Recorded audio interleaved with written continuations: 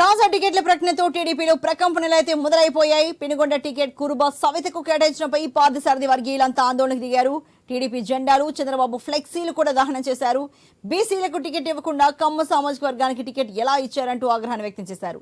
ఖచ్చితంగా టీడీపీ ఓటమిని చవిచూస్తుందని వాళ్ళంతా హెచ్చరించారు. పార్థసారథికి టికెట్ కేటాయించకపోతే పార్టీకి తీవ్ర నష్టం కలుగుతుందని ఆగ్రహాన్ని వ్యక్తం చేశారు. మరి ఈ దేశకు సంబంధించి మరింత తాజా సమాచారాన్ని మా ప్రతినిధి రామాంజనేయులు లైవ్ లో అందిస్తారు. రామాంజనేయులు, మరి పార్థసారథికి టికెట్ ఇవ్వకుండా సవితికి టికెట్ ఇవ్వడంపై పార్థసారథి వర్గీయులు తీవ్రంగా ఆందోళన వ్యక్తం చేస్తున్న దృశ్యాలు చూస్తున్నాం. ఎలా ఉంది అక్కడ ఆందోళన? అర్చన, ప్రస్తుతం సత్యసాయి జిల్లాలో ఒక నియోజకవర్గంలో మాత్రమే ప్రస్తుతం టెన్షన్ వాతావరణం నెలకొంది.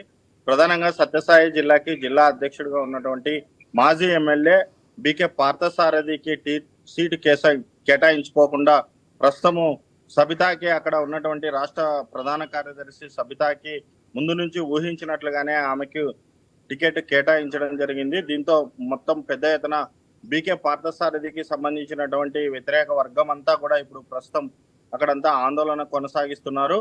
మరి ప్రస్తుతం అక్కడ ఉన్నటువంటి పరిస్థితి చూస్తే టీడీపీకి సంబంధించినటువంటి ఫ్లెక్సీలు అన్ని కూడా దహనం చేస్తూ నిరసన వ్యక్తం చేస్తున్నారు.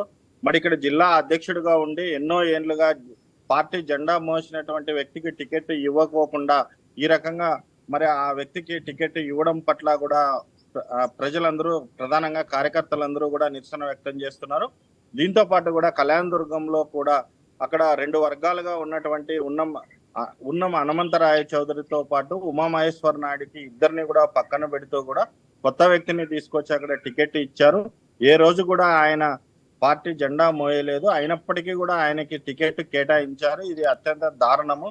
పార్టీలో సీనియర్లుగా ఉండి పార్టీ కోసం పనిచేసి కష్టకాలంలో పార్టీని ఆదుకున్నటువంటి వ్యక్తులకి టికెట్ ఇవ్వకోకుండా ఈ రకంగా కొత్త వ్యక్తుల్ని తీసుకొచ్చి పార్టీ మరి పెద్ద ఎత్తున వాళ్ళకి పెద్దపీఠం వేయడము మంచిది కాదు అని చెప్పేసి కూడా కళ్యాణదుర్గంలో మరో పైన నిరసన వ్యక్తం చేస్తున్నారు.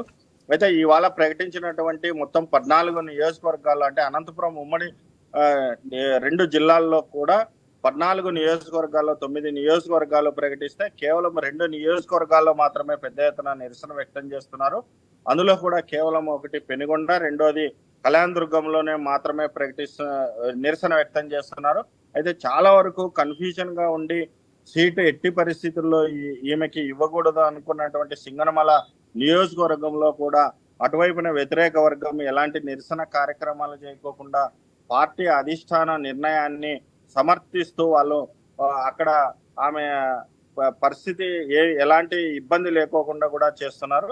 అయితే కేవలం ఈ 2 నియోజకవర్గాల్లో మాత్రమే ప్రస్తుతం ఆందోళన కొనసాగిస్తున్నారు. అర్చన, ఓకే, రైట్. మరి దీనికి సంబంధించి టీడీపీ పెద్దల నుంచి ఎలాంటి పిలుపైన వచ్చే అవకాశాలు ఉన్నాయా? మరి ఈ అసంతృప్తిని, అసమ్మతి జ్వాలను చల్లార్చే ప్రయత్నాలు ఎలా చేయబోతున్నారా అనిపిస్తోంది రామాంజనేయులు? ముందు నుంచి ఊహించినట్లుగానే ఈ 2 నియోజకవర్గాలు చాలా వరకు కూడా కన్ఫ్యూజన్ గానే ఉండేటివి.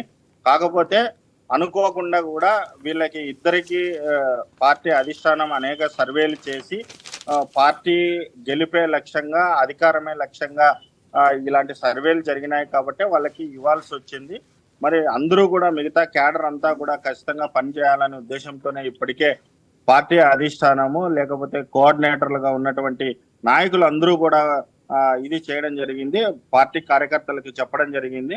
మరి ఎట్టి పరిస్థితుల్లో కూడా పార్టీ నిర్ణయాన్ని వ్యతిరేకించుకోకుండా ప్రతి కార్యకర్త పార్టీ అధిష్టానం చెప్పినటువంటి నిర్ణయాన్ని తూచా తప్పుకోకుండా వినాలా, ఖచ్చితంగా ఎలక్షన్లలో పార్టీ గెలిపే లక్ష్యంగా పనిచేయాలని చెప్పేసి పార్టీ అధిష్టానం నిర్ణయించింది. Archana, right Ramanjaneyulu, thank you very much.